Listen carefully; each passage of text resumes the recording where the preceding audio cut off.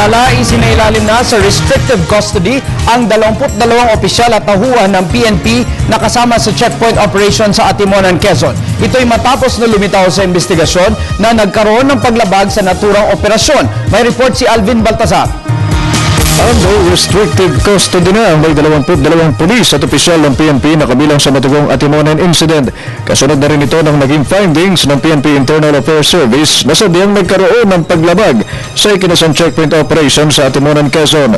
Ibig sabihin, sa Kampo Crame mananatilang 22 mga pulis na nakasama sa pag-iimplementa ng matugong checkpoint at hindi maaaring makalabas ng kampo nang walang kaukulang paalam sa mga kinaukulang opisyal. Bukod dito, inaprubahan na din ni PNP Chief General Alan Purisima ang rekomendasyon ng PNP IAS na mabigyan ng tinatawag na residential clearance sa dating PNP Region 4A Director Chief Superintendent James Melad at dating Quezon Police Provincial Director Senior Superintendent Val De Leon habang isinasagawa ang pre-charge investigation sa mga ito. I have also approved the recommendation of the Internal Affairs Service to secure residential clearance for the conduct of pre-charge investigation against Senior Superintendent Valeriano De Leon and Chief Superintendent James Melad under the principle of command responsibility.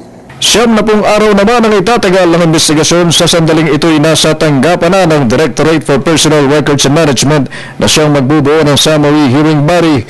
Pero ayon kay PNP Internal Affairs Service Chief Police Director Alexander Roldan, nanganganib na magtapos ang career ng mga pulis at opisyales na sangkot sa Atimonan checkpoint depende sa kalalabasan ng patuloy na gagawing pagsisiyasat. Yung pong kailang violation, ang pinakamataas na penalty is dismissal from the service. Samantala, nakalabas na ng ospital kahapon si Superintendent Hansel Marantan matapos ang mahigit sa 2 linggong pagkakakonfine nito sa isang pribadong paggamutan. Inihayag ng pulisya na idediretso ang opisyal sa PNP General Hospital sa Kampo Crame na kasama sa 22 mga pulis na ngayon ay under restrictive custody. Para sa Telebisyon ng Bayan, Alvin Baltazar.